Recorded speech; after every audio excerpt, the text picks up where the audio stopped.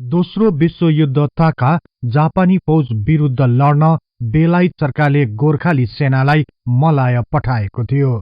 So समय ताका हजारौं संख्यामा गोर्खालीहरूले बलिदान दिएका थिए।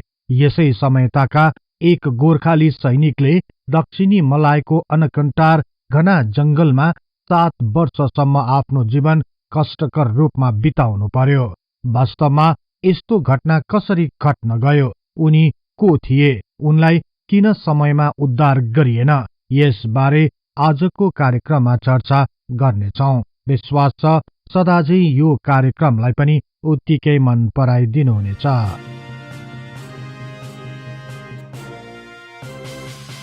प्रथम विश्वयुद्ध समाप्त भएको 20 वर्ष 9 महिनापछि अर्थात् सन् 1939 साल सेप्टेम्बर 1 तारिकको दिन दोस्रो विश्वयुद्धको सुरुवात भयो।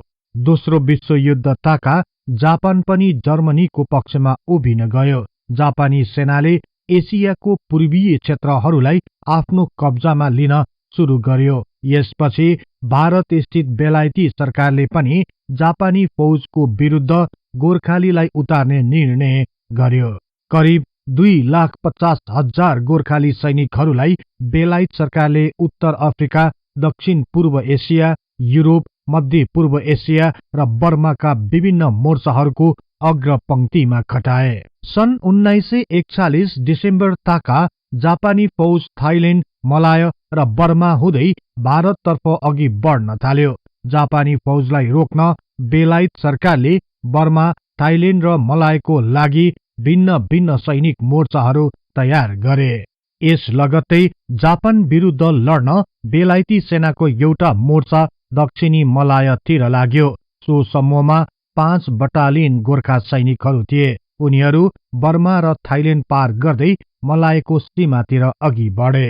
सन् 1941 साल डिसेम्बर 10 तारिकको दिन सेकेन्ड बटालियन फर्स्ट गोर्खा राइफलका सैनिकहरू मलायको उत्तरी क्षेत्र तथा थाइल्याण्डको सीमा नजिकै रहेको स्थान असुनमा पुगे। गोर्खाली सेनाले असुन नजिकै रहेको पुललाई आफ्नो नियन्त्रणमा लिने योजना बनाउन थाले। सो पुलबाट सहजै जापानी सैनिकहरू मलाय छिर्न सक्थे। साथै बेलायती सेनालाई रोक्न जापानी फौजले सो पुललाई उडाइदिन पनि सक्थ्यो। यही भएर सेनाका कमान्डर मेजर वाइलीले आफ्ना मातहतका गोर्खाली सेनालाई पुलको रक्षा गर्न आदेश दिए। यसपछि यस क्षेत्रको वरिपरि गहिरो खाडलहरू बनाइयो र गोर्खाली सैनिकहरू तयारी अवस्थामा सोही खाडलमा बस्न थाले। तर यो सबै तयारी निकै ढिलो भइसकेको थियो। जापानी फौजले पहिले नै यो क्षेत्रलाई आफ्नो नियन्त्रणमा लिइसकेका थिए। उनीहरू गोप्य रूपमा पुल वरिपरि लुकेर बसेका थिए। गोर्खाली सेना बसेको अर्को दिन बिहानै जापानी फौजका ट्याङ्कहरू एकाएक पुल वारी नै दौडन सुरु गर्यो। गोर्खाली सैनिकहरू ट्याङ्कको चेन मुनि परि आफ्नो ज्यान गुमाए। भागाभाग गरेका अन्य धेरै गोर्खाली सैनिकहरू जापानी फौजको गोलीको शिकार बने। त्यो भिडन्त अत्यन्त विनाशकारी साबित हुन गयो। अचानक जापानी फौजको भीषण आक्रमणमा परि 1/3 गोर्खाली सैनिकहरूको मृत्यु हुन गयो। यसपछि बाँचेका सैनिकहरू जापानी सेनाको प्रतिरोध गर्दै केही पछि सरे। कमान्डर मेजर वाइलीले अर्कै बाटोबाट मलायको सुनगाई तानी क्षेत्रतिर अघि बढ्न आदेश दिए। त्यसपछि गोर्खाली सेना जंगलै जंगलको बाटोबाट मलायको मध्य भागतिर पर्ने सुनगाई तानीतिर लाग्यो। सुनगाई तानीमा आइपुग्न लाग्दा जापानी फौजले 81 गोर्खाली सेनामाथि आक्रमण गर्यो। गोर्खाली सेनाले पनि भीषण प्रतिकार गर्यो। त्यसपछि गोर्खाली सेना प्रतिरक्षात्मक नीति अपनाउँदै अघि बढ्दै गए। बाटोमा ससाना झडपहरू भए, तर पनि गोर्खाली सेनाले आफ्नो समूहलाई बचाउँदै अघि बढ्दै गयो। यसपछि उनीहरू मलायको मध्य भागमा अवस्थित मुख्य सहर इपो निर आइपुगे। सन् 1942 साल जनवरी 7 तारिकको दिन गोर्खाली पल्टन इपोमा प्रवेश गरे। यहाँ एउटा बेलायती सेनाको सानो छाउनी पनि थियो। गोर्खाली सेना यहाँ आएर केही तयार गर्न लाग्दा जापानी सेनाले पुनः आक्रमण गर्यो। अचानक आक्रमणमा परि 100 भन्दा धेरै गोर्खाली सैनिकहरूको मृत्यु भयो। बाँचेका केही सैनिकहरू अर्कै दिशातर्फ भाग्न थाले, तर त्यताबाट पनि जापानी फौजले गोली बर्साएपछि गोर्खाली सेनाले आफूहरू घेराउमा परेको थाहा पाए। त्यसपछि इपोमा गोर्खाली सेनाले जापानी फौजसँग भीषण प्रतिकार गर्दै युद्धमा भाग लिए। धेरै संख्यामा रहेका जापानी फौजले हानेको गोलीहरू धेरै गोर्खाली सैनिकहरूको छातीमा बर्सन गयो। इपोमा पनि धेरै गोर्खाली सैनिकहरूले वीर गति प्राप्त गरे। यसपछि जापानी फौज विरुद्ध प्रतिकार गर्दै गोर्खाली सेनाले आआफ्नो मोर्चा गठन गरी विभिन्न दिशातिर छरिन थाले। यसरी गोर्खाली पल्टन विभिन्न समूहहरूमा टुक्रिन गयो। सुबेदार मेजर लालबहादुर गुरुङ, सुबेदार मणिराज थापा, नायक नकम गुरुङ र अन्य 56 जना गोर्खाली सैनिकहरू जापानी फौजको प्रतिकार गर्दै जंगलको बाटो हुँदै इपोबाट दक्षिणतर्फ लागे। अन्य समूहहरू कता गए वा मारिए कसैलाई थाहा भएन। सुबेदार मेजर लालबहादुर गुरुङले आफ्नो समूहलाई सतर्क हुँदै तुरुन्त दक्षिणतर्फ बढ्न आदेश दिए। निकै कठिन यात्रा पार गर्दै उनीहरू मलायको अर्को मुख्य स्थान काम्पुङमा पुगे। काम्पुङमा स्थानीयहरूको एक सानो बस्ती थियो। सोही बस्तीका मानिसहरूले गोर्खाली सेनाको भव्य स्वागत गरे। स्थानीयहरूले गोर्खाली सेनालाई सत्कारपूर्वक खानेकुराहरू पनि खुवाए। यस लगत्तै सुबेदार मेजर लालबहादुर गुरुङले आफ्नो समूहलाई ढिलो नगरी अझै दक्षिणतर्फ बढ्न आदेश दिए। मुख्य बाटोमा जापानी फौज लुकेर बस्न सक्ने आशंका गरिएपछि गोर्खाली सेनाले जंगलै जंगलको बीचबाट बाटो खोज्दै र बाटो बनाउँदै अघि बढ्ने योजना बनाए। यसरी 25 दिनसम्म लगातार जंगलको बाटो हिँडेपछि गोर्खाली सेनाको सो समूह मलायको दक्षिणी भागमा रहेको जेमिन्त क्षेत्रमा पुगे। उनीहरूले सो क्षेत्र हुँदै सुदूर दक्षिणतर्फ पुग्ने र त्यतैबाट सिंगापुर जाने योजना बनाउन थाले। यही योजना अनुसार गोर्खाली सैनिकहरू कतै पनि नरोकी दक्षिणतर्फ लागे। तर जेमिन्त पार गर्ने बित्तिकै नायक नकम गुरुङलाई एक्कासी ज्वरो आयो। ज्वरोको साथसाथै टाउको दुख्ने, निन्द्रा लाग्ने, साह्रै थकान महसुस हुने र खाना पनि नरुच्ने भएपछि उनी कमजोर बन्दै गए। शारीरिक अवस्था नाजुक भएपछि नायक नकम गुरुङले अब आफू बाँच्न नसकिने अड्कल काट्न थाले। उनमा रहेको जिनो बाँच्ने आशा पनि मलायको विशाल जंगलका कारण त्यत्तिकै हराएर गयो। उनी हिँड्न सकिरहेका थिएनन्। लक्षणबाट उनलाई मलेरिया लागेको थाहा भयो। उनकै कारण साथीहरू जापानी फौजको शिकार हुन सक्ने भएका कारण नायक नकम गुरुङले आफ्ना साथीहरूलाई आफूलाई यही छोडेर अघि बढ्न अनुरोध गरे। उनका साथीहरू मानिरहेका थिएनन्, तर त्यहाँको स्थिति कुनै पनि बेला जे पनि हुन सक्ने आशंका गरी उनीहरू नायक नकम गुरुङलाई छोडेर जान तयार भए। आफ्ना साथीहरूले उनलाई खानेकुरा, पानी, खुकुरी, आगो बाल्ने लाइटर, टर्च, केही थप कपडाहरू, सामान्य औषधिहरू, सुरक्षाका लागि राइफल र केही गोलीहरू पनि छोडेर गए। जाने बेलामा सुबेदार मेजर लालबहादुर गुरुङले युद्ध चाँडै समाप्त हुनेछ र तिमी यतै बस्नु, हामी फर्केर लिन आउनेछौं भनी सम्झाए। यसपछि नायक नकम गुरुङलाई विशाल जंगलको अनकन्टार ठाउँमा एक्लै छोडेर उनीहरू मलायको दक्षिणी भेगतिर अघि बढे। नायक नकम गुरुङले आफूसँग भएको खानेकुराहरू खाँदै बसे। सुरक्षाको लागि हातमा खुकुरी र राइफल लिएर सधैँ तयारी अवस्थामा बस्न थाले। ज्वरोको कारण उनको शरीर शिथिल भए तापनि उनी सधैँ सतर्क भएर बस्न सके। 1 महिनापछि उनी अचम्म तरिकाले निको भए। निको भए तापनि उनी जंगलबाट बाहिर जान चाहेनन्। जापानी फौजले कुनै पनि बेला थाहा पाउने भएले उनी त्यतै बसेर आफ्ना साथीहरूलाई पर्खन थाले। नायक नकम गुरुङको शारीरिक अवस्था निकै राम्रो भएपछि उनले रुखका हाँगा तथा पातहरू काटेर त्यहाँ सानो ओत लाग्ने छाप्रो बनाए। छाप्रोको वरिपरिको स्थानहरू केही खुल्ला राखे। यसरी एक्लै जंगलमा बसेको पनि 3 महिना भयो। साथीहरू आउने कुनै चाल नै छैन। उनी निकै आत्तिन थाले। आफ्ना साथीहरूले छोडेर गएका खानेकुराहरू पनि सकिँदै गयो। यसपछि उनी जंगल वरिपरि र केही टाढा रहेको क्षेत्रसम्म जान थाले। उनी बसेको स्थानबाट निकै पर केही घरहरू देखे। त्यहाँ केही चिनिया मूलका मानिसहरू बस्दथे। सो घरमा पुगेर नायक नकमले आफ्ना सबै कुराहरू बताए। ती स्थानीय चिनियाहरूले अझै युद्ध सकिएको छैन, जापानीहरू कुनै पनि बेला यता आउन सक्ने भएकाले उनलाई जंगलमा नै बस्न सुझाव दिए। यसपछि उनी पुनः जंगल फर्किए। आफ्ना साथीहरूले छोडेर गएका खानेकुराहरू पनि सकिएकोले उनले जंगली फलफूल, तरुल, गिट्टा बटुलेर खान थाले। यसपछि जंगलमा पाउने फलफूलकै सहारामा आफ्नो जीवन बिताउन बाध्य भए। खानेकुराको लागि उनी बस्ने छाप्रो नजिकै जमिन खनेर जंगली सागपात, तरुल रोप्न थाले। जंगलमा पाउने जंगली जनावर, बँदेल लगायत मारेर खान थाले। नजिकै रहेको सानो पानीको खोल्साबाट माछा मारेर पकाउन थाले। यस प्रकार उनको दिनचर्या साह्रै दयनीय बन्दै गयो। कहिलेकाहीँ एक्लै बस्दा बस्दै उनी आफ्ना पुराना दिनहरू सम्झेर रम्न थाले। नेपालमा रहेको आफ्नो गाउँघर, आफन्तहरू सबैलाई सम्झदै दिनहरू काट्न थाले। सन् 1929 साल अक्टोबर 28 तारिकको दिन उनी कसरी बेलायती सेनामा भर्ना भए, यी सबै सम्झनाहरू उनको मस्तिष्कमा झन् ताजा हुँदै गयो। बेलायती सेनामा भर्ती भएको 12 वर्षपछि अर्थात् सन् 1941 साल जुलाई 1 तारिकको दिन उनी नायकमा पदोन्नति भएको खुशीको क्षण भर्खरै जस्तो लाग्दै थियो। आफ्ना साथीहरूसँग पार्टी गरेको दिन उनले बिर्सिएकै थिएनन्, तर अतीतमा बहकिएको एकैछिनपछि उनी झसङ्ग हुन्थे। यथार्थमा उत्रिने बित्तिकै उनी आत्तिने गर्थे।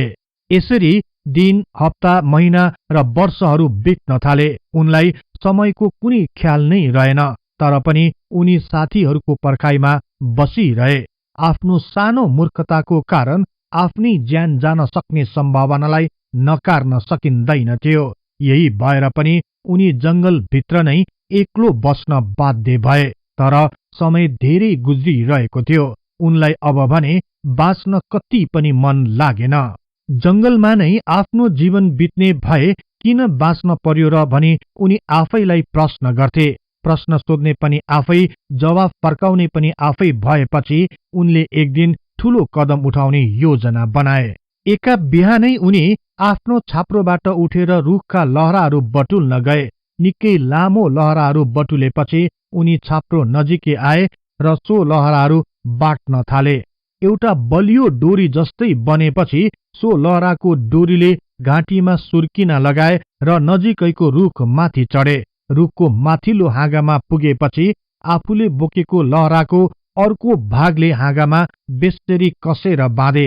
नायक रकम गुरुङले रुखबाट चारैतिर नजर दौडाए र लामो सास फेरे।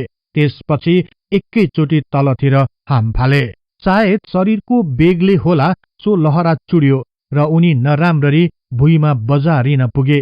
भुइँमा बजारिँदा उनको खुट्टामा चोट लाग्यो, तर ज्यान बच्यो। लहरा सुर्किएर ज्यान नगएपछि उनी आफ्नो छाप्रोभित्र गए र राइफल झिके। आफ्नो कञ्चटमा टसाएर ट्रिगर दबाए, तर राइफल पड्किएन। यसरी लहराको डोरी र राइफलले पनि धोका दिएपछि नायक नकम गुरुङलाई मर्न लेखेको छैन रहेछ भन्ने लाग्यो। उनलाई किन हो किन बाँच्न मन लाग्यो। त्यसपछि उनले नयाँ जीवनका साथ जिउने प्रण लिए। यसरी जंगलमा एक्लै बस्दै जाँदा 3 वर्ष बित्यो। यसै समयताका अर्थात् सन् 1945 साल अगस्त 6 र 9 तारिकको दिन अमेरिकाले जापानको हिरोशिमा र नागासाकीमा परमाणु बम खसाल्यो। परमाणु बमको मारमा परेपछि जापानले विश्व युद्धबाट पछि हट्यो र दोस्रो विश्व युद्धको अन्त्य हुन गयो। यसपछि बर्मा, मलाय, सिङ्गापुरबाट पनि जापानी फौज पछि हट्यो। यस क्षेत्रमा पुनः बेलायतले एकाधिकार कायम गर्यो। यी सबै घटनाहरूबाट बेखबर रहेका नायक नकम गुरुङ भने आफ्नै प्रकारले जंगलमा आफ्ना दिनहरू बिताइरहेका थिए। उनलाई बाहिरी संसारको बारेमा कति पनि थाहा थिएन। उनी एक्लै जंगलभित्र आफ्नो दैनिकीलाई अघि बढाइरहे। सन् 1946 सालमा बेलायत सरकारले मलाय वरिपरिका राष्ट्रहरूलाई मिलाएर मलाय संघको स्थापना गरे। तर मलाय भित्र नै यसको विरोध हुन थालेपछि सन् 1948 सालमा मलाय फेडरेशनको स्थापना गरियो। तर पनि मलायमा शान्ति हुन सकेन।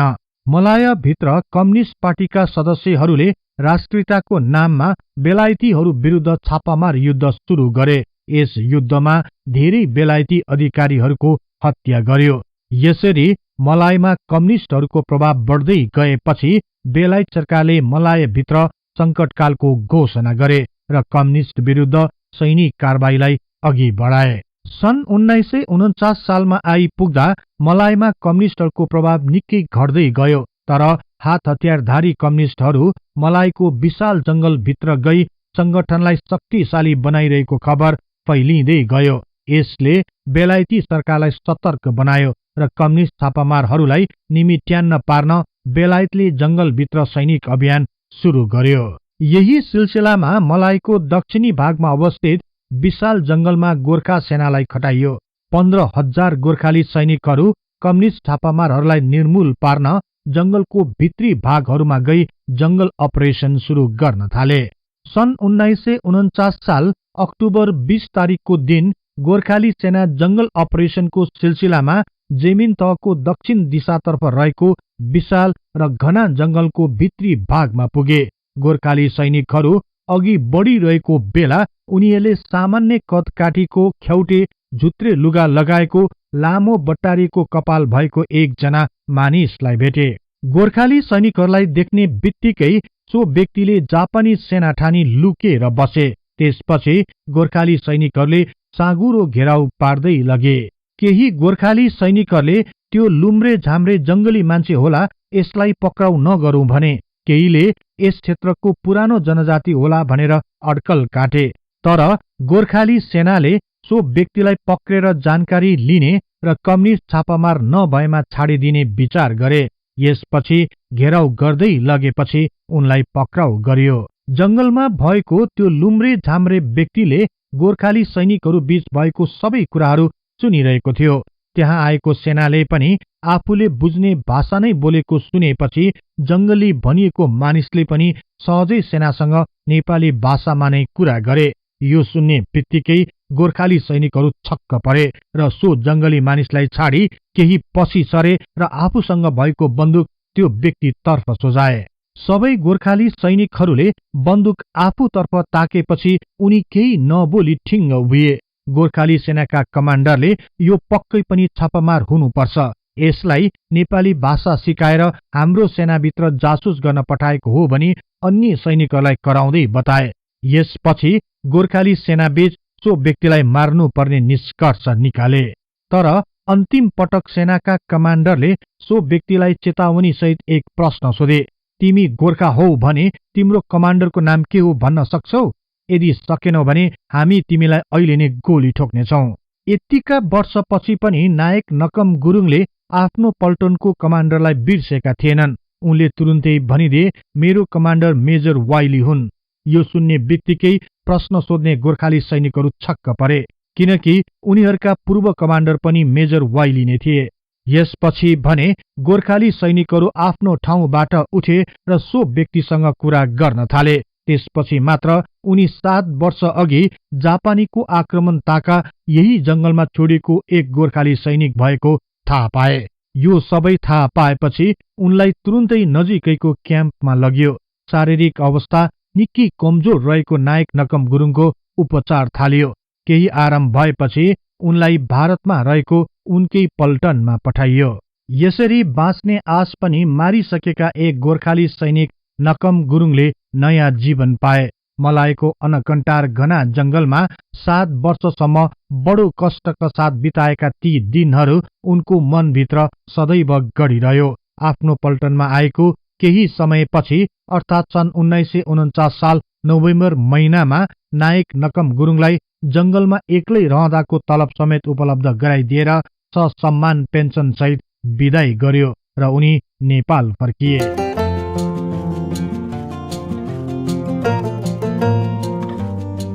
यहाँहरूलाई यो कार्यक्रम कस्तो लाग्यो कृपया कमेन्ट बक्समा लेखी पठाउनुहोला। यस्तै तथ्य इतिहासको लागि हिस्ट्री इन नेपाली च्यानललाई सदैव सम्झनुहोस्। इतिहासको कुनै पनि कालखण्ड बारे तपाईलाई सुन्न र बुझ्न चाहना राख्नु भएको छ भने तल रहेको कमेन्ट बक्समा उल्लेख गर्नुहोस्। हामी सो बारे प्राथमिकताका साथ कार्यक्रम बनाउने नै छौं। जाँदा जाँदै यस च्यानललाई लाइक, शेयर र सब्स्क्राइब गर्दै बेल आइकनमा क्लिक गरी हाम्रो यो तथ्य इतिहासको बारेमा ज्ञान प्रसार गर्ने लक्ष्यलाई साथ दिनुहोस् भन्दै अर्को कार्यक्रममा फेरि भेट्ने बाचा गर्दै अहिलेलाई बिदा हुन चाहन्छु। हवस् त, नमस्कार।